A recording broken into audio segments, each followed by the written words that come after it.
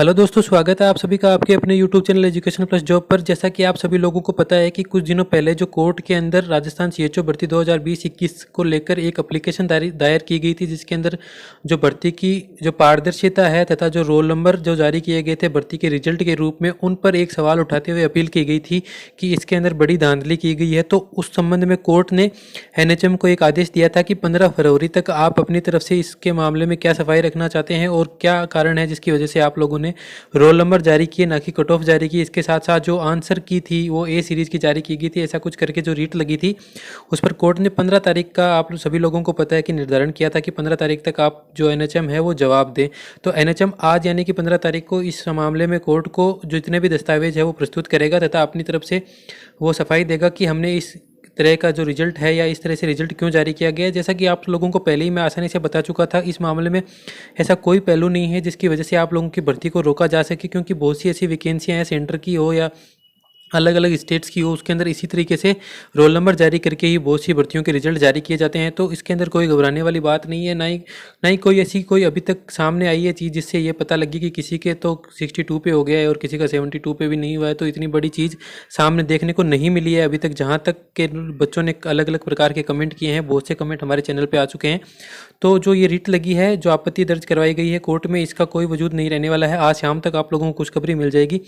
जो मेन चीज़ है कि जब अब फैसला आ जाएगा तो उसके बाद में आप लोगों का रिजल्ट आने में कितना समय और लग सकता है, तो इसके बारे में मैं आप लोगों को बता दूं कि फैसला आने के बाद में रिजल्ट आने में कम से कम आप लोगों के 15 दिन का समय लग जाएगा। जिस हिसाब से ये सरकार और जो है वो एनएचएम इस भर्ती को सीरियस ले रहे हैं, मुझे नहीं लग रहा है कि इतना सीरियस लेके वो रिजल्ट आने के 2-4 दिन बाद में रिजल्ट आप लोगों का डिक्लेयर कर देगा, जो कोर्ट के द्वारा अगर इस पर रोक हटा ली जाती है तो। इसके साथ साथ अपन बात करेंगे कि जो सस्पेंड हो गए थे डॉक्यूमेंट उनके बारे में और कैटेगरी वाइज कट ऑफ के बारे में। तो वीडियो को पूरा देखिएगा और लाइक ज़रूर कीजिएगा। तो चलिए अब बात कर लेते हैं उन लोगों के बारे में जिनके डॉक्यूमेंट्स जो है इसके अंदर सस्पेंड कर दिए गए थे। आप लोगों में से बहुत से ऐसे लोग होंगे जो कमेंट करेंगे हाथों हाथ जल्दी से जल्दी कि हमारे तो डॉक्यूमेंट्स सस्पेंड नहीं किए गए हैं बल्कि किसी के नहीं किए गए हैं। तो ये आप लोगों की बहुत बड़ी भूल है। बहुत से ऐसे लोग हैं जिन्होंने हमें कमेंट किया है कि उनके जाति प्रमाण पत्र की वजह से, उनके मूल निवास की वजह से या फिर उनके जो एजुकेशनल क्वालिफिकेशन जो चाहिए थी इसके अंदर, उसके डॉक्यूमेंट जैसे कि बीएससी नर्सिंग है या फिर आपके जी एएनएम जेएनएम इत्यादि जो भी डॉक्यूमेंट्स आपके मांगे गए थे उसमें किसी भी प्रकार की कोई कमी होने के कारण उनके डॉक्यूमेंट सस्पेंड कर दिए गए हैं। तो ये वहम अपने मन में बिल्कुल ना रखिए कि किसी के डॉक्यूमेंट जो है सस्पेंड नहीं किए गए हैं। बहुत से ऐसे लोग हैं जिनके डॉक्यूमेंट सस्पेंड कर दिए गए हैं।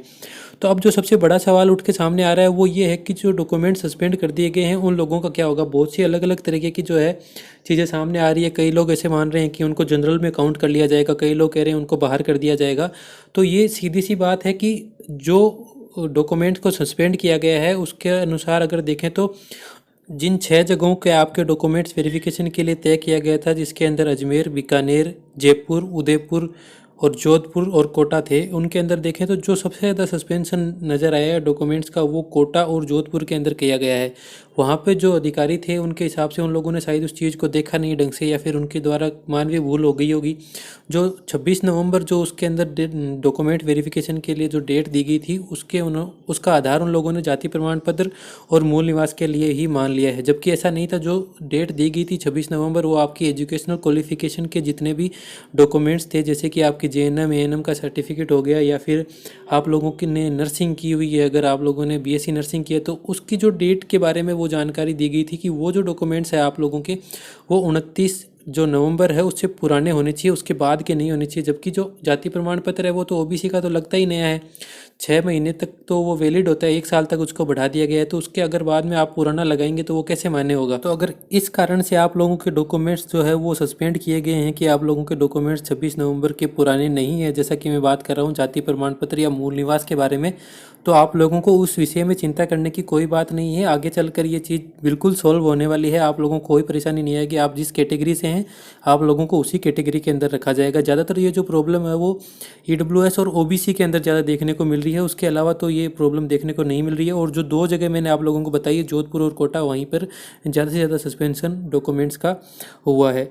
तो जो ये ध्यान रखने वाली चीज़ थी कि आप लोग चिंता ना करें, यानी कि जो डॉक्यूमेंट्स 26 नवंबर के बाद की डेट के चलते जो उनको सस्पेंड किया गया है उनको कोई दिक्कत नहीं है। जबकि जो डॉक्यूमेंट्स ऐसे थे, मान लीजिए किसी के पास जाति प्रमाण पत्र बहुत पुराना था या फिर मूल निवास सही अच्छे ढंग से नहीं बनवाया गया था या था ही नहीं मूल निवास, उसके कारण अगर किसी को सस्पेंशन मिला है या फिर कुछ हुआ है तो जाति प्रमाण पत्र ना होने की दशा में आप लोगों को निश्चित तौर पर जनरल कैटेगरी के अंदर ही काउंट किया जाएगा। वहाँ अगर आप लोग ऐसा सोच रहे हैं कि हमें हमारी ही कैटेगरी के अंदर रखा जाएगा तो बिल्कुल गलत है। आप लोगों के पास अगर नहीं है सही ढंग से तो आप लोगों को जनरल कैटेगरी के अंदर ही काउंट किया जाएगा। उसके बाद में आप लोगों की मेरिट जो निकलेगी वो जनरल कैटेगरी के हिसाब से निकलेगी। तो ये डॉक्यूमेंट वेरिफिकेशन की कुछ बातें थी जो आप लोगों के सामने रखनी थी। इसके अलावा आप अपन कट ऑफ के बारे में बात करेंगे। तो जैसा कि मैं पहले वीडियो बना चुका हूँ कट ऑफ के बारे में, आप लोगों को एक ब्रीफ इंट्रोडक्शन वीडियो का दे देता हूँ मैं आप लोगों को कि जो कट ऑफ है वो किस हिसाब से रहने वाली है। जनरल कैटेगरीज के लिए हमने एक सर्वे किया था हमारे ही चैनल पे, जिसमें आप लोगों को बता दें कि बहुत से लोगों ने वोटिंग की है, जैसा कि आप लोग देख सकते हैं। इस सर्वे के हिसाब से हमने आप लोगों से पूछा था कि जनरल कैटेगरी की जो CHO की फाइनल कट ऑफ है वो कितनी जा सकती है। आप सभी लोगों से मैंने 4 ऑप्शन देके राय पूछी थी। जैसा कि आप लोग इस सर्वे के अंदर देख सकते हैं, जो मेल के लिए 75% से प्लस और फीमेल के लिए जो है वो 72% से प्लस जिन लोगों ने वोट किया है उनकी संख्या 65% है। यानी कि 640 वोटों के अंदर 65% ऐसे लोग हैं जो ये मानते हैं कि जो मेल कैंडिडेट है उनके लिए 75 और फीमेल कैंडिडेट के लिए 72 से ऊपर मेरिट जाएगी। तो इससे अगर नीचे आप लोग कहीं से भी सोच रहे हैं कि जनरल की मेरिट कम जाएगी तो आप लोग ये सर्वे देख लीजिए। भले ही इसके अंदर वोट कम पड़े हैं, 640 के लगभग वोट है, लेकिन आप लोग ये मान के चलिए कि अगर 640 का भी 65% आप लोगों के सामने ये मान रहा है कि मेरिट जो है वो 75 से ऊपर रहनी चाहिए, तो कम किस आधार पर मेरिट रह सकती है। आप लोग इसके बारे में मुझे कमेंट करके ज़रूर बता सकते हैं।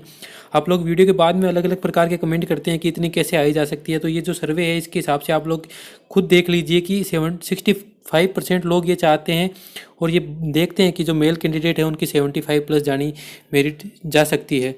तो किस आधार पे आप हम कम इसको मान सकते हैं। तो ये जो सर्वे जनरल कैटेगरी का था आप लोग इसके अंदर देख सकते हैं। इसके अलावा हमने जो OBC है, SC ST अलग अलग कैटेगरीज़ के हिसाब से अपने चैनल की जो कम्युनिटी जो लिस्ट है उसके अंदर अलग अलग कैटेगरीज़ के हिसाब से ऐसे पोल बनवाए हैं। 1-2 कैटेगरीज़ का बाकी रहा है, उसको मैं 1-2 दिनों में कर लूँगा। उसके बाद में जो फाइनल मेरिट है उसके बारे में अपन अलग अलग कैटेगरीज़ के हिसाब से जो वीडियो बना देंगे। तो जनरल कैटेगरी की तो आप ये देख के अनुमान लगा लीजिए कि 75 से नीचे जाने की कोई भी संभावना नहीं है। अगर वीडियो में दी गई जानकारी आप लोगों को अच्छी लगती है तो मैं आप लोगों से रिक्वेस्ट करता हूँ कि वीडियो बनाने में बहुत मेहनत लगती है, तो प्लीज़ वीडियो को लाइक कीजिएगा और जो चैनल पर इसी प्रकार की और जानकारियाँ देखने के लिए चैनल को सब्सक्राइब भी कीजिएगा। वीडियो को अंत तक देखने के लिए आप सभी लोगों का धन्यवाद और प्लीज़ वीडियो को लाइक ज़रूर कीजिएगा।